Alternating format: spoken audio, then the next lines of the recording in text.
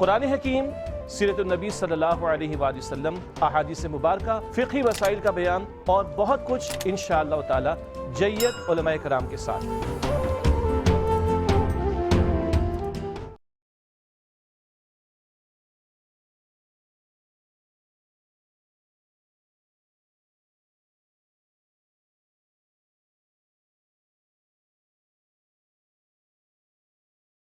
بسم اللہ الرحمن الرحیم۔ پروگرام رہنمائے عالم میں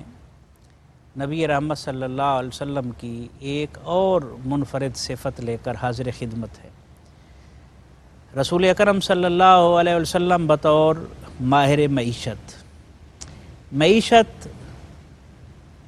انتہائی اہم پہلو ہے انسانی زندگی کا۔ معیشت درست ہے تو نظام زندگی درست ہے، معیشت ڈسٹرب ہے تو نظام زندگی بھی ڈسٹرب ہے۔ قرآن کریم میں اللہ تعالیٰ نے ارشاد فرمایا وَمَنْ أَعْرَضَ عَنْ ذِكْرِي فَإِنَّ لَهُ مَعِيشَةً ضَنْكَ،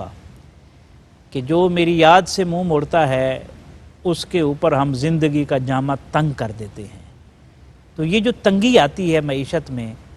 رسالت مآب صلی اللہ علیہ وسلم نے شاید اسی تنگی کی شدت اور اس کے اثرات کو بیان کرتے ہوئے ارشاد فرمایا تھا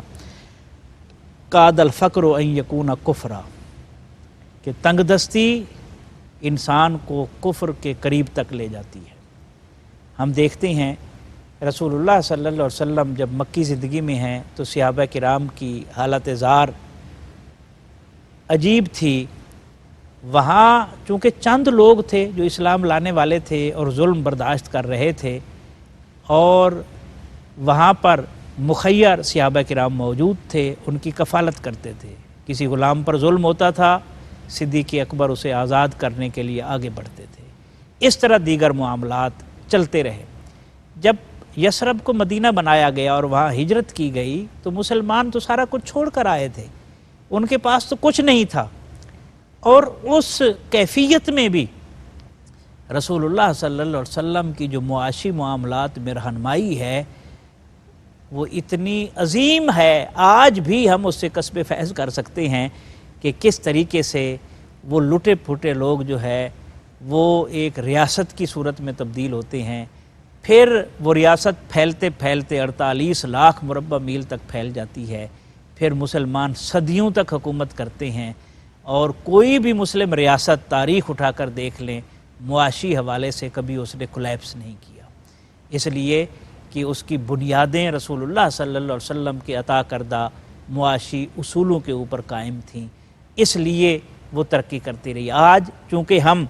اپنی ان معاشی بنیادوں کو بھول چکے ہیں، نتیجہ معاشی پسماندگی اور مالی بدحالی اور سٹریس، ڈپریشن اور اس طرح کے امراض کا شکار ہو چکا ہے۔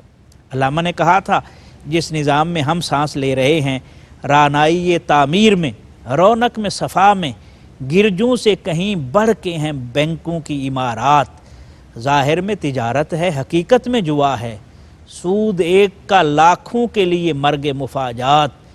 یہ علم، یہ حکمت، یہ تدبر، یہ حکومت، پیتے ہیں لہو دیتے ہیں تعلیم مساوات، بیکاری و عریانی و میخاری و افلاس، کیا کم ہے فرنگی مدنیت کے فتوحات، وہ قوم کے فیضان سماوی سے ہے محروم، حد اس کے کمالات کی ہے برق و بخارات، ہے دل کے لیے موت مشینوں کی حکومت، احساس مروت کو کچل دیتے ہیں آلات۔ آج ہماری معاشی حالت دیگرگوں اس وجہ سے ہے کہ ہم نے اپنی بنیادوں کی طرف دیکھنا چھوڑ دیا ہے اور اس کا نتیجہ ہم بھگت رہے ہیں۔ رسول اللہ صلی اللہ علیہ وسلم نے جو اصول ہمارے لیے عطا فرمائے ان میں سے ایک افراط اور تفریق سے پاک معیشت ہے۔ یہاں پر آپ کو اشتراکیت بھی نہیں ملے گی اور سرمایہ داریت بھی نہیں ملے گی، بلکہ دونوں کی خوبیاں ملیں گی، اور اس سے کہیں بڑھ کر جو رسول اللہ صلی اللہ علیہ وسلم نے نظام عطا فرمایا وہ یہاں پر آپ کو ملے گا۔ حضور علیہ السلام کے اس نظام معیشت میں ایک بات یہ ہے کہ اگر یہاں کوئی آپ کے ساتھ تجارت میں سفر کرتا ہوا کوئی انسان آگے بڑھتا ہوا کسی جگہ سے گر جاتا ہے تو تو اسلام اس کو مسل کر آگے جانے کا حکم نہیں دیتا، بلکہ اس کا کندھا پکڑ کر اٹھانے کا حکم دیتا ہے۔ اور آپ دیکھ لیں رسول اللہ صلی اللہ علیہ وسلم کے قائم کردہ معاشرہ میں حضرت ابو ذر غفاری جیسے صحابہ کرام موجود ہیں جو زہد و ورع اور دنیا کی بے رغبتی میں مشہور ہیں، جہاں صدیق اکبر جیسے کامیاب تاجر بھی ہیں، جہاں حضرت عبد الرحمن ابن عوف جیسے مالدار بھی ہیں، اور سب سے بڑی مثال حضرت عثمان غنی رضی اللہ عنہ جیسی شخصیت بھی ہیں جو اللہ کے راستے میں مال خرچ کر کر کے کم و بیش 17 مرتبہ جنت کی بشارت حاصل کرنے میں کامیاب ہو جاتے ہیں۔ ہمارا دین تو وہ ہے جو افراط و تفریط سے اتنا پاک ہے، ربنا آتنا فی الدنیا ربنا آتنا فی الدنیا حسنۃ وفی الآخرۃ حسنہ، اے ہمارے پروردگار ہمیں دنیا میں بھی بھلائی عطا فرما، آخرت میں بھی بھلائی عطا فرما۔ رسول اللہ صلی اللہ علیہ وسلم سمجھتے ہیں کہ تجارت ہوگی تو معیشت میں ترقی ہوگی، اور تاجر کا جو آپ نے مقام رکھا، تاجر الصدوق الامین،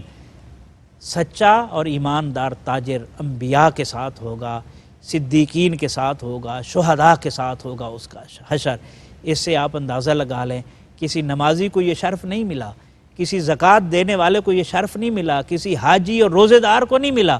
یہ سچے اور ایماندار تاجر کا شرف ہے۔ یہ وہ اصول تجارت ہے جن کو صحابہ کرام اپناتے گئے اور معاشرہ سنورتا گیا اور آگے بڑھتا گیا۔ اسی طرح حضور علیہ الصلوۃ والسلام نے ایک اور بات میں ہماری رہنمائی فرمائی۔ ہم رزق کماتے ہیں، شاید ہم میں سے اکثر یہ سمجھ بیٹھتے ہیں یہ میری محنت کا صلہ ہے، یہ میرے خون پسینے کی کمائی ہے۔ رسول اللہ صلی اللہ علیہ وسلم نے راز کی بات بتائی، حل تنصرون و ترزقون الا بدعفائکم، یہ بات تمہارے ذہن میں رہنی چاہیے کہ تمہیں جو رزق دیا جاتا ہے اور تمہاری رزق کے معاملے میں جو مدد کی جاتی ہے وہ تمہارے کمزور طبقات کی وجہ سے کی جاتی ہے۔ میرے ایک استاذ گرامی ہیں، وہ فرمانے لگے ہمارا ہوٹل تھا، میرے والد صاحب فوت ہو گئے اور تایا جان چلاتے تھے، تو میرا بھائی ان کے ساتھ بیٹھتا تھا۔ ایک آدمی آتا تھا جو روٹی کھاتا تھا اور دیکھتا تھا جب رش ہو جائے تو اس رش میں وہ نکل جاتا تھا۔ تو استاد فرماتے ہیں کہ میرے بھائی نے اسے پکڑ لیا، تایا کے پاس لے آیا، اس سے پیسے نکلوائے۔ تو تایا جان کہنے لگے بیٹا تو نے غلط کیا ہے، آپ کو پتہ ہے اس کی وجہ سے ہمارا رزق چل رہا تھا، یہ بیٹھ کے دعا کرتا تھا یا اللہ رش ہو جائے اور میں یہاں سے نکل جاؤں۔ یعنی بندے کو اندازہ نہیں ہوتا کہ کس کی وجہ سے رزق مل رہا ہے۔ اسی طرح حضور علیہ الصلوۃ والسلام نے ایک اور چیز میں جو ہماری رہنمائی فرمائی نہایت اہم ہے، پیشہ عیب بنا دیا گیا ہے، اپنے ہاتھ کی کمائی کو عیب سمجھا جانے لگا ہے اور نوکری کرنے کو عزت سمجھا جاتا ہے۔ رسول اللہ صلی اللہ علیہ وسلم نے فرمایا سب سے پاکیزہ اور بہترین کمائی وہ ہے جو انسان اپنے ہاتھوں سے کماتا ہے۔ القاسب و حبیب اللہ، بڑے بڑے لوگ ہیں جو عبادتیں کرتے رہیں، وہ حبیب اللہ کے مقام پر نہیں پہنچ سکتے، لیکن اپنے ہاتھ سے رزق حلال کمانے والا اللہ کی محبوبیت کی خلعت فاخرہ سے نوازا جاتا ہے۔ اور ہاتھ کی کمائی اتنا اچھا کام ہے، حضور فرماتے ہیں حضرت داؤد علیہ السلام اپنے ہاتھ سے کماتے تھے، لوہے کی زرہیں بنا کر بیچتے تھے۔ اسی طرح ایک اور چیز حضور علیہ السلام نے جس کی وجہ سے وہ معاشرہ ترقی کر گیا اور اتنی ترقی کی کہ معاشی حوالے سے دنیا کے لیے وہ مثال بن گیا، ذخیرہ اندیزی کی ممانعت ہے۔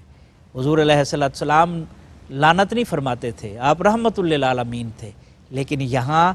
تاجر کے لیے آپ نے لعنت، ایسا تاجر جو ذخیرہ اندوزی کرتا ہے اس کو حضور نے ملعون فرمایا ہے کہ اس کے اوپر لعنت کی جاتی ہے۔ یعنی یہ ذخیرہ اندوزی کتنا بڑا جرم ہے۔ رسول اللہ صلی اللہ علیہ وسلم کے معاشرے میں کوئی ذخیرہ اندوزی نہیں کرتا تھا، بلکہ ہر کسی کے لیے ہر چیز ہر وقت موجود ہوتی تھی۔ اسی طرح حضور علیہ السلام کے قائم کردہ معاشرے میں جس نے ترقی کی اور آپ کی معاشی رہنمائی کو پیش نظر رکھا، تو اس میں ہم دیکھتے ہیں کہ وہ چیز جو نہایت اہم ہے، آج یہ چیزیں ہم چھوڑ بیٹھے ہیں، وہ دھوکہ دہی کی مذمت ہے، وہ ملاوٹ سے بچنا ہے۔ حضور علیہ السلام نے فرمایا من غش فلیس منا، جس نے ملاوٹ کی وہ ہم میں سے نہیں ہے، جس نے غش کیا، دھوکہ دیا، وہ ہم میں سے نہیں ہے۔ اور آج دیکھ لیں کہ ہمارے پاس کوئی چیز خالص نہیں ملتی، کاش ہم رسول اللہ صلی اللہ علیہ وسلم کے معاشی اصولوں کو پیش نظر رکھیں اور اپنے ان معاملات سے آگے بڑھیں۔ حضور علیہ السلام کے قائم کردہ معاشرے میں تجارت کی حوصلہ افزائی کی جاتی تھی، جہاں تجارت کرنے والے کو، سچائی اور امانت کے ساتھ تجارت کرنے والے کو جہاں انبیاء، صدیقین اور شہداء کا قرب مل رہا ہے، وہاں سود خوری کرنے والے کے اوپر لعنت کی گئی۔ حضور نے فرمایا